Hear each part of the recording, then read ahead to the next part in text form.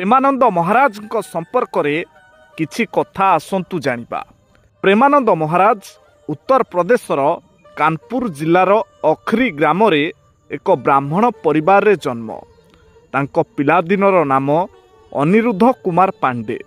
ତାଙ୍କ ପିତାଙ୍କ ନାମ ଶ୍ରୀ ଶମ୍ଭୁ ପାଣ୍ଡେ ଏବଂ ମାତାଙ୍କ ନାମ ଶ୍ରୀମତୀ ରମା ଦେବୀ। ତାଙ୍କ ପରିବାରରେ ସଦାସର୍ବଦା ଭକ୍ତିପୂତ ପରିବେଶ ରହୁଥିଲା।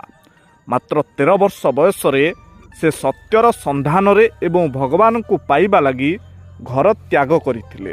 ସେ ପ୍ରଥମେ ବାରାଣାସୀ ଯାଇଥିଲେ, ଯେଉଁଠାରେ ସେ ଗଙ୍ଗା ନଦୀ କୂଳରେ ଜଣେ ସନ୍ନ୍ୟାସୀ ଭାବରେ କଠୋର ତପସ୍ୟା କରିଥିଲେ। ସେହି ସମୟରେ ତାଙ୍କର ନାମ ଥିଲା ଆନନ୍ଦ ସ୍ୱରୂପ ବ୍ରହ୍ମଚାରୀ। କାଶୀରେ ଥିବା ସମୟରେ ଜଣେ ସନ୍ଥଙ୍କ ପରାମର୍ଶରେ ସେ ବୃନ୍ଦାବନର ରାସଲୀଳା ଦେଖିଥିଲେ, ଯାହା ତାଙ୍କ ହୃଦୟରେ ଶ୍ରୀ ରାଧାକୃଷ୍ଣଙ୍କ ପ୍ରତି ଅହେତୁକ ପ୍ରେମ ଜାଗ୍ରତ କରିଥିଲା। ପରବର୍ତ୍ତୀ ସମୟରେ ସେ ବୃନ୍ଦାବନ ଚାଲି ଆସିଲେ ଏବଂ ରାଧାବଲ୍ଲଭ ସମ୍ପ୍ରଦାୟରେ ଦୀକ୍ଷିତ ହୋଇଥିଲେ। ସେ ବୃନ୍ଦାବନରେ ଶ୍ରୀହିତ ରାଧା କେଳିକୁଞ୍ଜ ଆଶ୍ରମରେ ରହୁଛନ୍ତି ଏବଂ ପ୍ରତିଦିନ ସତ୍ସଙ୍ଗ ମାଧ୍ୟମରେ ହଜାର ହଜାର ଭକ୍ତଙ୍କୁ ମାର୍ଗଦର୍ଶନ କରୁଛନ୍ତି।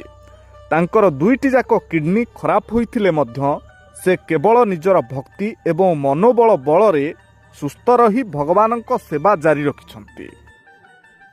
ସାଙ୍ଗମାନେ, ଜୀବନରେ ଏହି 5ଟି ଜିନିଷ ଖୋଜି ପାଇବା ବହୁତ କଷ୍ଟ। ବିଶ୍ୱାସୀ ମଣିଷ, ଭଲ ବନ୍ଧୁ, କଷ୍ଟର ଭାଗିଦାର, ସ୍ୱାର୍ଥହୀନ ସମ୍ପର୍କ ଓ ନିଷ୍ପାପ ହୃଦୟ। ଯଦି ଆମେ ଆମର ଶକ୍ତି କାହାର ହିତ ପାଇଁ ବ୍ୟବହାର କରିପାରିବା ନାହିଁ, ତେବେ ସେହି ଶକ୍ତି ଆମ ପାଇଁ ଦିନେ ଅସୁବିଧାର ପର୍ବତ ସୃଷ୍ଟି କରିପାରେ। କ'ଣ ସାଙ୍ଗମାନେ, ଠିକ୍ ତ? କମେଣ୍ଟରେ ଆପଣଙ୍କର ଉତ୍ତର ଲେଖିବା ପାଇଁ ଅନୁରୋଧ। ଆଉ ଯଦି ଭିଡ଼ିଓଟି ଆପଣଙ୍କୁ ଭଲ ଲାଗିଥାଏ ତାହେଲେ ନିଶ୍ଚୟ ଗୋଟିଏ ସେୟାର କରିବେ। ସାଙ୍ଗମାନେ, ଯିଏ ନିଜ ବାପାଙ୍କ ପାଦ ଛୁଇଁଥାଏ ସିଏ କେବେ ଗରିବ ହୁଏ ନାହିଁ।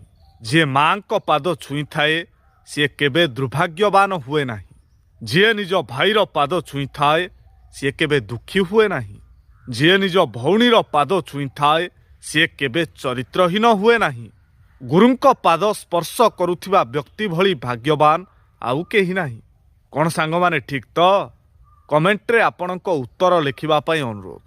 ଆଉ ଯଦି ଭିଡ଼ିଓଟି ଆପଣଙ୍କୁ ଭଲ ଲାଗିଥାଏ ତାହେଲେ ନିଶ୍ଚୟ ଗୋଟିଏ ସେୟାର କରିବେ। ସାଙ୍ଗମାନେ, ଦୁନିଆର ସବୁଠାରୁ ବଡ଼ ମିଛ ମୁଁ କେବେ ମିଛ କହେନା। ବଡ଼ ସତ, ସତ କେବେ ଲୁଚି ରହେନା। ଆଉ ବଡ଼ ଗର୍ବ, ମୋର କିଛି ଗର୍ବ ନାହିଁ।